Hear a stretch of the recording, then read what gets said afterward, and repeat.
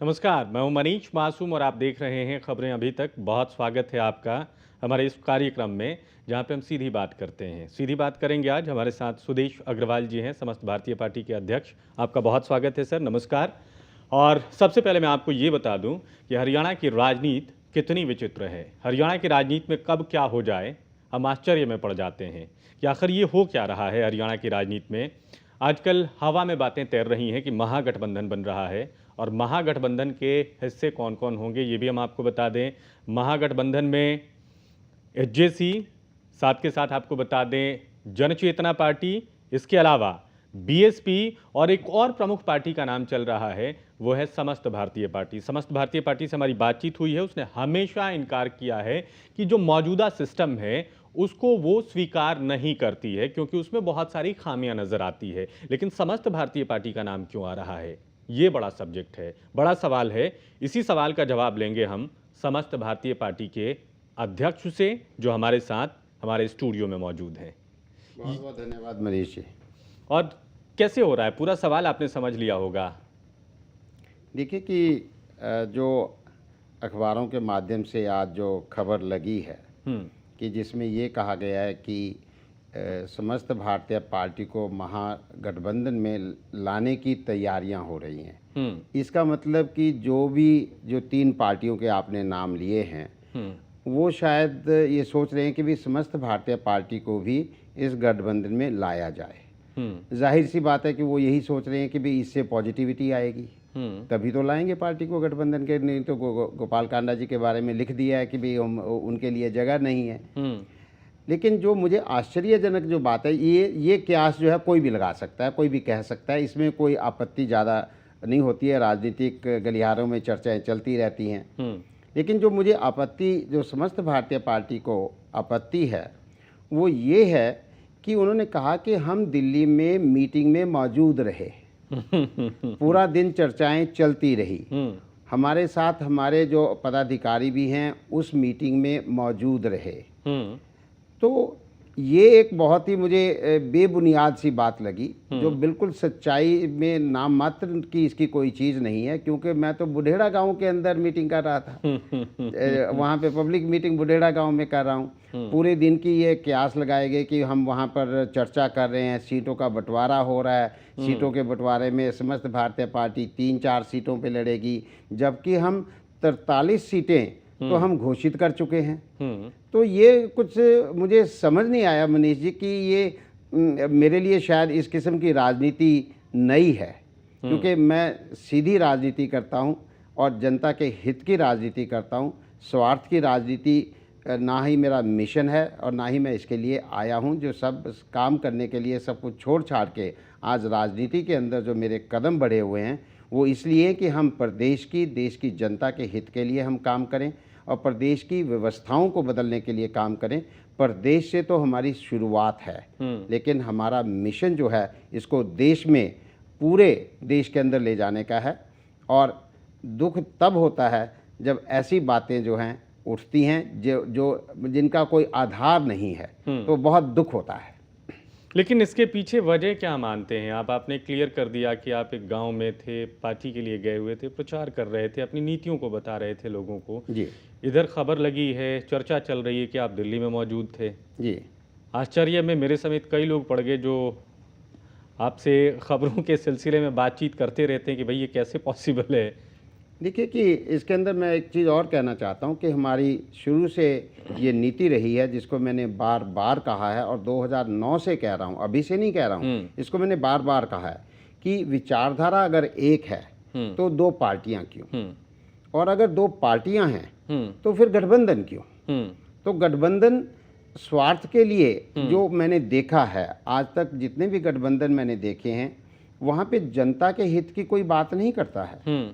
यहाँ पे सीटों के बंटवारे की बात होती है कि भी सीटें कौन कितनी पे लड़ेगा, और शायद इस जो बात कही गई है उसमें भी यही कहा गया है। बिल्कुल, आपकी सीटें भी तय कर दी हैं। लेकिन जनता के हित की बात कोई क्यों नहीं करता है कि भी हम अगर गठबंधन कर रहे हैं क्योंकि ये जनता के हित में होगा, जनता के लिए हम काम करेंगे, हम अकेले काम नहीं कर सकते हैं, इसलिए हमें ये करना ज़रूरी है।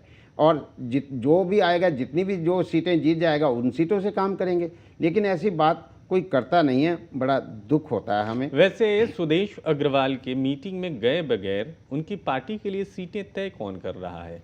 ये तो मेरे ख्याल से ये सवाल जो है आपको तीनों लोग जो बैठकर या जो पत्रकार जिन्होंने इस खबर को लिखा है, हाँ। ये उसका जवाब दें तो ज़्यादा बेहतर होगा कि कौन इन सीटों को जो है डिसाइड कर रहा है। क्योंकि समस्त भारतीय पार्टी, मैं आपको थोड़ा सा बैकग्राउंड में लेना चाहूँगा। चलिए कि जो मैंने कहा कि पार्टियों का एकत्रित होना अगर देश हित के लिए, जनता हित के लिए होता है तो वो होना चाहिए। कुछ वर्षों पहले, 2 वर्ष पहले हमने नेशनल इलेक्शन के लिए इंडियन डेमोक्रेटिक फ्रंट की स्थापना की जी। इंडियन डेमोक्रेटिक फ्रंट वो देश की 20 पार्टियां इकट्ठी हुई थी कि भाई हम अकेले तो हम इनको चुनौती दे नहीं सकते हैं, चाहे वो कांग्रेस है चाहे वो भाजपा है, और इन्होंने देश की जड़ों को खोखला किया है और देश को सुचारू रूप से नहीं चलाया है। तो इनका हमें विकल्प अगर पैदा करना है तो हम विकल्प पैदा करेंगे, हम मिलकर इकट्ठे अपनी अपनी ताकत अपनी अपनी स्टेट के अंदर हम काम करेंगे, और नेशनल इलेक्शन जो है हम इकट्ठे मिलकर लड़ेंगे अंडर वन बैनर। मतलब ये बात आप देखिए कि 20 पार्टियां इकट्ठी हो रही हैं, लेकिन नेशनल इलेक्शन जो है हम एक बैनर के नीचे लड़ेंगे, इसमें खींचातानी नहीं करेंगे। और स्टेट के अंदर अगर मान लीजिए एक स्टेट की पार्टी है, उसके 19 पार्टियां जो पूरे अलग दूसरे राज्यों के हैं वो उसकी उस स्टेट के अंदर मदद करेंगी, जिससे कि वो उस स्टेट के अंदर भारी हो, वहाँ से वो अपना राज्य करे, और साथ में सेंटर के अंदर हम एक बैनर के नीचे काम करें, जिससे कि सेंटर पॉलिटिक्स को हमने स्टेट पॉलिटिक्स से अलग करने की कोशिश की कि भाई स्टेट पॉलिटिक्स स्टेट के अंदर रहेगी और सेंटर पॉलिटिक्स सेंटर के अंदर रहेगी। इस किस्म का हमने इंडियन डेमोक्रेटिक फ्रंट की स्थापना की, और 2014 के इलेक्शन के लिए हम इसको पूरा क्रियान्वित नहीं कर पाए, लेकिन वो इंडियन डेमोक्रेटिक फ्रंट अभी भी एग्जिस्ट करता है, वो काम कर रहा है। और आने वाले 2019 के अंदर जैसे जैसे गतिविधियां बनती हैं तो उसके अंदर हम इसको फिर सक्रिय रूप से काम करेंगे। तो ये इंडियन डेमोक्रेटिक फ्रंट, इसका मतलब ये है कि पार्टियों के मिलजुल कर काम करने से समस्त भारतीय पार्टी को परहेज नहीं है, लेकिन वो देश हित में होना चाहिए, जनता के हित में होना चाहिए, ना कि स्वार्थ के लिए गठबंधन होना चाहिए। आज मैं ये कहना चाहता हूँ आपको। मतलब हरियाणा के स्तर पे भी कोई परिकल्पना है कि अगर जैसा आईडीएफ की बात आपने कही है, इंडियन डेमोक्रेटिक फ्रंट, वैसे दल या वैसा अप्रोच या वैसी नियत कहीं और से आती है तो हाथ मिलाने में कोई दिक्कत नहीं है? देखिए कि गठबंधन जो हमने देखा है यहाँ पे, जैसे कि भाजपा हजका का गठबंधन था, या पहले इससे पहले भी जो गठबंधन हुए हैं, वो गठबंधन सिर्फ और सिर्फ स्वार्थ की राजनीति के कारण हुए हैं। और जब लोग पार्टियां भी यहाँ पर बदलते हैं, वो पार्टियां भी जनता हित के लिए नहीं बदलते हैं, वो पार्टियां भी स्वार्थ के लिए बदलते हैं, या तो अपनी टिकट के लिए बदलते हैं, या फिर उनको दिखता है कि उस पार्टी में हम हार जाएंगे तो जिस पार्टी का ग्राफ ऊपर चल रहा है हम उसमें चले जाते हैं, वहाँ से टिकट भी ले लेंगे और फिर हम फिर जीत जाएंगे, या फिर किसी परिवार के सदस्य के लिए टिकट भी मांग लेते हैं। तो यहाँ पे मुझे एक भी उदाहरण दे दीजिए जो जितने नेता हरियाणा की राजनीति के अंदर जिन्होंने दल बदले हैं जी,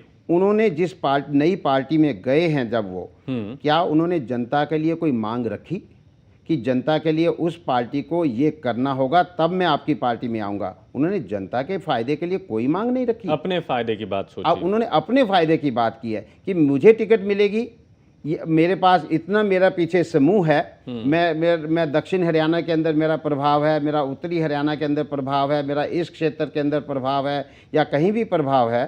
और उन्होंने उस बैकअप को, जो जनता का बैकअप, जनता ने बैकअप दिया हुआ है उनको, उन्होंने उस बैकअप को जनता के फ़ायदे के लिए इस्तेमाल नहीं किया, उन्होंने अपने फ़ायदे के लिए इस्तेमाल किया। और इसी से स्वार्थ की राजनीति होती है। और इसी तरीके से जो राजनीतिक पार्टियों के अंदर गठबंधन होता है वो भी सीटों का बंटवारा होता है। विचारधारा पे कोई बात होती ही नहीं है कि भी आपके मुद्दे क्या हैं, आपके लक्ष्य क्या हैं, जनता को इससे क्या फ़ायदा होगा, जनता के लिए हम क्या करेंगे, उस पे आप बता दीजिए मुझे। किसी गठबंधन के अंदर चर्चा हुई हो? आज जो हज का भाजपा गठबंधन टूटा वो 45 सीटों पे हुआ। भाजपा कहने लगी हम आपको 45 सीटें नहीं देंगे, हम आपको मुख्यमंत्री नहीं बनाएंगे, इसलिए गठबंधन टूट गया। उन्होंने किसी ने ये नहीं कहा कि हाँ आपने जो कहा जनता के लिए ये हम काम नहीं करेंगे, ऐसा तो उन्होंने कुछ नहीं कहा। आज भी जो सीटों के ऊपर आज जो ये महागठबंधन की बात हो रही है उसमें भी आप ये देखेंगे कि मुद्दों की बात नहीं कही गई है। जो खबर भी लगी है उसमें भी ये कहा गया है कि भी हज का 45 सीटों पे लड़ेगी, 20-30 पे बसपा लड़ेगी, फिर 8-10 पे ये लड़ेगी, सभापा 3-4 पे लड़ेगी। इन सीटों की बात की है। मैं कहना चाहता हूँ कि अगर आपने सकारात्मक इस किस्म का कोई फ्रंट बनाना है, उसको नाम आप कुछ भी दे लीजिए, अगर कोई बनाना है उसके लिए सबसे पहले आप ये फैसला कीजिए कि आप जनता के लिए क्या करेंगे, जनता के लिए आपका क्या काम होगा, हमारे विजन कितने सिमिलर हैं। हाँ, हमारे विजन कितने, विचारधारा कितनी सिमिलर है। हाँ। उसके बाद फिर कार्यशैली पे आइए कि कार्यशैली के अंदर हमें कैसे काम करना होगा जिससे कि हम उस लक्ष्य को पूरा कर सके। मीन्स यहीं पे ये चीजें खुद को खंडन कर रही हैं कि जो सुदेश अग्रवाल सीट शेयरिंग पे बात नहीं करते, चीफ मिनिस्ट्रियल कैंडिडेट पे बात नहीं करते, उन सुदेश अग्रवाल से यहाँ तक चर्चा हो गई कि आपको कितनी सीटें दे रहे हैं और आप मुख्यमंत्री बनेंगे या नहीं बनेंगे। नहीं, और साथ में सबसे बड़ी बात यह है कि सीटें देने वाला कौन होता है भाई? कोई भाई सीटें तो या तो आपके पास हो तो मुझे दे दीजिए, मेरे पास हो तो मैं आपको दे दूं। इसमें तो ऐसा तो कुछ होता नहीं है। कौन सीटें देगा? आपको आप लक्ष्य तय कर सकते हैं, सीटें तो जनता तय करेगी कौन कितनी सीटें जीतेगा। आप अपना चुनाव लड़िए, चुनाव लड़के और एक दूसरे का जहां पे जिसका जो कैंडिडेट स्ट्रांग हो उसको उसका समर्थन करना चाहिए। वैसे पत्रकारिता में हम बड़े शकी हो जाते हैं, हम चीज़ों के पीछे की चीज़ें सोचने लगते हैं। एक खबर लगी है, उसमें सिर्फ एक पत्रकार भागीदार नहीं है या उसके चाहने से खबर लगी है नहीं लगी ऐसा नहीं होता है। कुछ ताकतें होती हैं जो पीछे से प्ले कर रही होती हैं। कहीं ना कहीं से खबर आती है तभी पत्रकार उसको लगाता है, आगे बढ़ाता है। आपको लगता है कि पीछे कोई एक्टिव है, सुदेश अग्रवाल को लाना चाहता है या सुदेश अग्रवाल के नाम से उसे लाभ हो सकता है?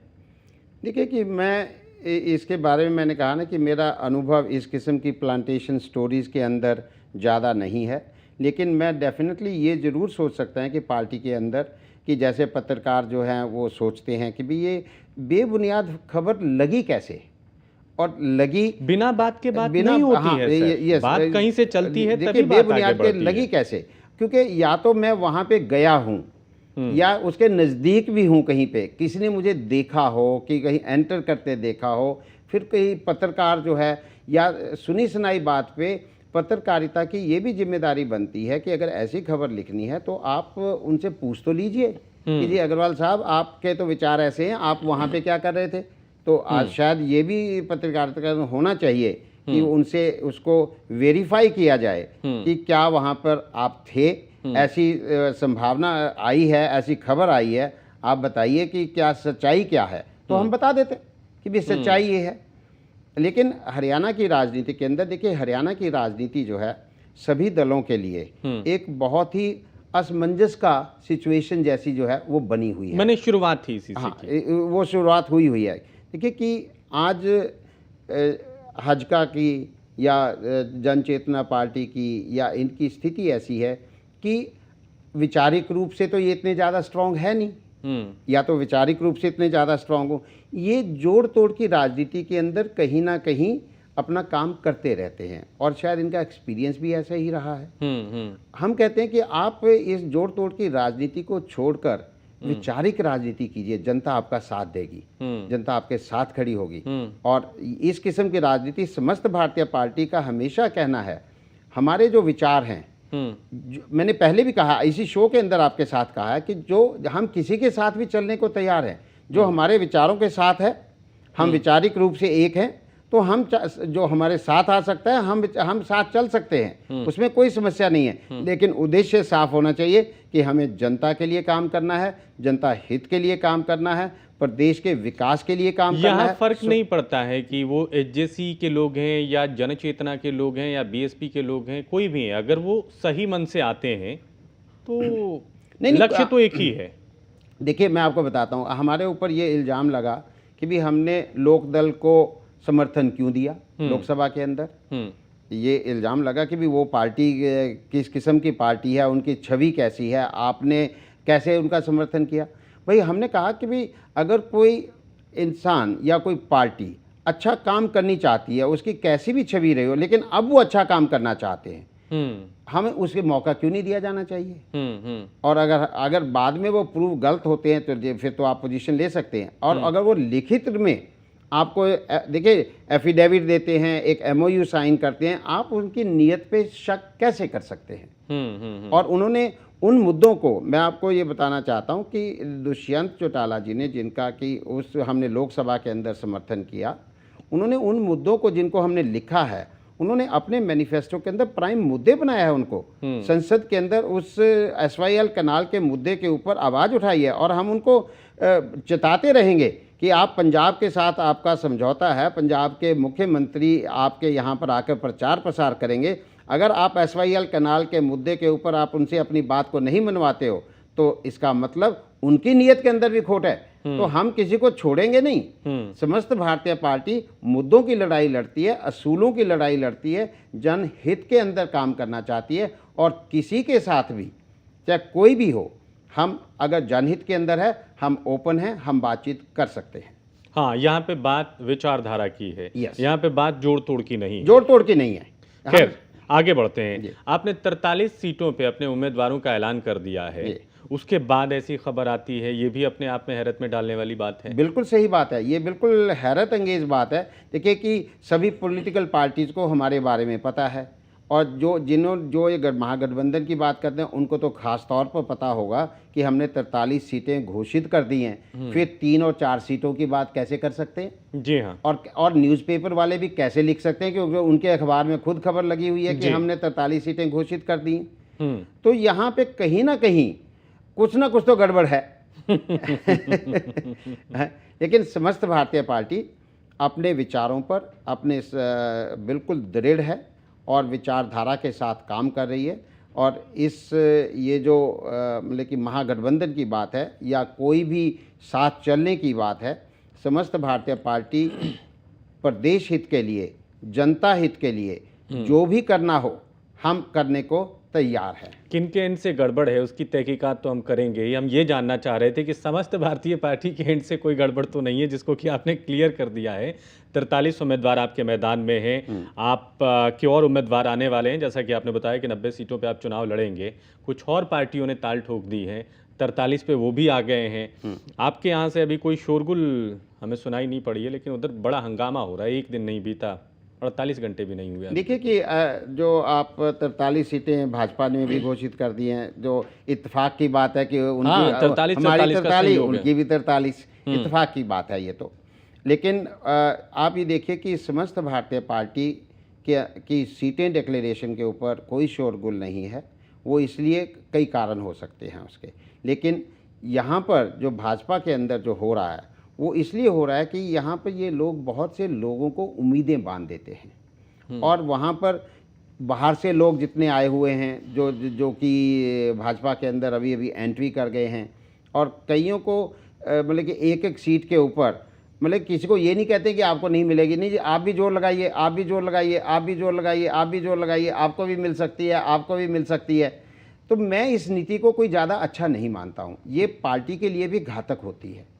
आप पहले ही अपना मन बनाइए, और जबकि आपको पता है कि कोई 6 महीने से आप तैयारी कर सकते हो, आप आइडेंटिफाई कर सकते हो कैंडिडेट, उसको क्लियर मैंडेट दीजिए ना, जिससे कि वो 6 महीने तक या 1 साल तक अपनी तैयारी करे, जनता के बीच में जाए, और दूसरे जो पार्टी के जो कार्यकर्ता हैं वो उसका समर्थन करें। तो ये जो ढांचा है, जो पॉलिटिकल ढांचा बना हुआ है, और इसीलिए समस्त भारतीय पार्टी उस किस्म का पॉलिटिकल ढांचा भी खड़ा नहीं करना चाहती है। उसके कई नुकसान हैं, मैं आपको बताता हूँ। होता क्या है, ये कार्यकर्ता जो सभी कार्यकर्ता जो इकट्ठे हो जाते हैं पार्टी के अंदर, जो पार्टी का लीडर बन जाता है या चुनाव जीत जाता है उसको घेर लेते हैं कि भाई हमने आपको जिताया। ये जनता, ये कोई नहीं कहता कि जनता ने आपको जिताया, वर्कर्स की बात बता रहे हैं वर्कर की, वो ये कहते हैं भाई हमने आपको जिताया, पार्टी के वर्कर्स ने काम किया तो इसलिए आपको जीते हैं। और जब सत्ता में बैठ जाते हैं, इन पार्टी के वर्कर के स्वार्थ पूरे करते करते ही 5 साल निकल जाते हैं और जनता का कोई काम नहीं होता। तो अभी जो हंगामा हो रहा है इसको जो पार्टियां हैं उसके नेता कहते हैं कि ये डेमोक्रेसी है, यहाँ पे हर किसी को अपनी बात रखनी होती है, सो बात रखते हैं, बाद में मान जाते हैं, इससे बड़ा नुकसान नहीं होता है। नहीं, ये हर बारी दलील दी जाती है। देखिए ऐसा नहीं होता है, क्योंकि देखिए कि डेमोक्रेसी है, डेमोक्रेसी के अंदर अपनी बात रखने का हक है, लेकिन अपनी बात किस चीज़ पे? अपनी बात रखने का हक है आपको प्रदेश के मुद्दों के ऊपर, समस्याओं के ऊपर, सरकार की नाकामी के ऊपर, ना कि अपने स्वार्थ पूरे करने के लिए। यहाँ तो अपनी बात रखते हैं स्वार्थ पूरे करने के लिए। आप देखिए डेमोक्रेसी में अधिकार दिया कि भी आपके साथ सामुदायिक रूप में कुछ गलत हो रहा है, आप अपनी आवाज़ उठा सकते हैं, प्रदर्शन कर सकते हैं, जिससे कि आपकी समस्याओं का समाधान हो। आपकी बात नहीं सुनी जा रही है, आपकी बात वहाँ तक पहुँचे। लेकिन अगर आप स्वार्थ के लिए आप ये काम कर रहे हैं कि भाई मुझे टिकट नहीं मिली है, मैं इसके लिए अनशन करूँगा, मैं इसके लिए प्रदर्शन करूँगा, इसका मतलब आप तो स्वार्थ की बात कर रहे हैं। तो हमारी जो सोच है वो बिल्कुल अलग किस्म की शायद आपको भी लगती होगी कि एक्चुअली उस पर हम सवाल नहीं करते हैं। जो चीज़ें बहुत सीधी दिखाई पड़ती हैं उस पर सवाल पूछने का कोई मतलब भी नहीं बनता है। अगर आपका विजन सही है तो आप उसको अचीव करें, इसके लिए हमारी शुभकामनाएं होंगी, क्योंकि हम अंततः स्टेट का भला चाहते हैं। आप निस्वार्थ लोगों की बात कर रहे थे। भारतीय जनता पार्टी की विचित्र पॉलिटिक्स हमारे सामने आई। अश्वनी चोपड़ा कहते हैं कि मैं निस्वार्थ हूँ। जो कांग्रेस से आके हमारे यहाँ सांसद बन गए हैं उन्होंने हमारे यहाँ माहौल खराब कर दिया है। बहुत खुलेआम ये बात कही है उन्होंने, मैंने सुना है। लेकिन एक सवाल उनके ऊपर भी उठता है। सबसे पहले तो ये है कि आप भाजपा में कितनी देर पहले आए? ये तो अपने आप से तो सवाल पूछ लीजिए कि आप कितनी देर से आए। और जो कांग्रेसी आए हैं तो आप एक भाजपा के सांसद होकर आप कांग्रेसी सांसद कह रहे हो, भाजपा की टिकट पे वो सांसद बने, तो ये मुझे नहीं लगता कि उनकी सही मानसिकता है। तो ये तो जो नए नए लोग जो एक पार्टी के अंदर आए हैं उनके विचार नहीं बदले, उनकी सोच नहीं बदली, लेकिन वो चुनाव तो जीत गए। भाजपा की लहर के अंदर, मोदी जी की लहर के अंदर चुनाव तो वो जीत गए, लेकिन रातों रात विचारधारा नहीं बदलती, सोच नहीं बदलती। और इसीलिए हरियाणा के अंदर भाजपा जो है वो कांग्रेस का रूप लेती चली जा रही है। यहाँ पे वही टिकटें मांग रहे हैं कि मेरे भतीजे को, मेरी बेटी को, मेरे भाई को, मेरे बेटे को टिकट मिल जाए, तो वो भाजपा के अंदर वो शुरू हो गया है। तो ये जो कल्चर है वो कल्चर एक दिन में नहीं आती है। आपको मैं एक चीज़ बताता हूँ, जब कहते हैं कि भी ब्लू ब्लड, जब ब्लू ब्लड कैसे बनता है, जब राजशाही का ब्लू ब्लड रहता है, वो जाके 7th जनरेशन हो जाती है, तब जाकर ब्लू ब्लड बनता है, नहीं तो नहीं बनता है। वो क्यों? पहली जनरेशन कमाती है, दूसरी जनरेशन गवा देती है, और तीसरी जनरेशन तक फिर वहीं पे आ जाती है जहां से पहली जनरेशन से शुरू हुआ था। अगर इस तरीके से यही कल्चर का, राजनीतिक कल्चर का हिसाब किताब है, राजनीतिक कल्चर को आने में, ब्लेंड होने में समय लगता है, और वो समय लगेगा। आप बढ़ाना जी का ही केस ले लीजिए ना। जी हाँ, मैं आने वाला था उसके इस सवाल के साथ कि दलाल शब्द का इस्तेमाल करना राजनीति में कितना उचित है, कितना अनुचित है, इसका धड़ल्ले से इस्तेमाल कर रहे थे भड़ाना साहब। देखिए, भड़ाना साहब सबसे पहले अपने अंदर तो झांक लें कि वो क्या हैं, उन्होंने कैसे चुनाव जीते, ये भी तो सोच लें। और आप कितने साल कांग्रेस में रहे और आपने क्या किया, अपने अंदर झांक ले। फिर उसके बाद आप कहते हो कि जी मैं घर वापसी हो गई है मेरी, मैं इनेलो में जा रहा हूँ। और इनेलो किस पार्टी में? जिस पार्टी के ऊपर ऑलरेडी इतने बड़े आरोप लगे हुए हैं, उनके नेता कहाँ हैं? ये अपने आप में जनता अच्छी तरह से जानती है। तो आप या तो ये कहिए जी देखिए जी मैं 25 साल से, तो आपने जो मलाई की बात करते हैं ना, मुख्यमंत्री जी भी ये कहते हैं कि मलाई खानी, भाई हमें तो पहले तो यही नहीं समझ आता कि ये मलाई है क्या, और मलाई है तो आपने मलाई खाने से रोका क्यों नहीं? मुख्यमंत्री जी के ऊपर भी सवाल उठते हैं। तो ये जो राजनीतिक यहाँ पर स्टंट चलते हैं, गुस्से में बोल रहे हैं कि जैसे कि बहुत पता अन्याय हो चुका है यहाँ पर, ऐसी बातें करते हैं। मतलब कि ये जो स्टंट है ना, पॉलिटिकल स्टंट मैं कहूँगा, ये नेता लोग जनता को बरगलाने के लिए और जनता को बस असमंजस में डालने के लिए ऐसी बातें करते हैं, ये हमारा मानना है। हालांकि साक्षात्कार में, इंटरव्यू में सवाल को नहीं दोहराया जाता है, लेकिन फिर से मैं आपको शुरू में लिए चलता हूँ इंटरव्यू के। बहुत सीधा जवाब दीजिएगा, कोई गठबंधन को लेकर किसी भी तरीके की कोई बातचीत नहीं हुई है जिस महागठबंधन पे हम चर्चा कर रहे थे? बिल्कुल नहीं हुई है और ना ही हम उस मीटिंग में मौजूद थे। बिल्कुल सीधा जवाब आपको। Thank you so much sir, आपने हमें समय दिया। सुदेश अग्रवाल जी से हमने बातचीत की तो महागठबंधन को लेकर जो बातें हवा में तैर रही हैं उसको हमने पकड़ लिया और बता दिया कि उसमें सच्चाई कितनी है। इससे आप अंदाज़ा लगा सकते हैं कि जो बातें चल रही हैं उसका आधार क्या है। इसी के साथ आज हम अपने इस कार्यक्रम को यहीं पर रोकते हैं। नमस्कार।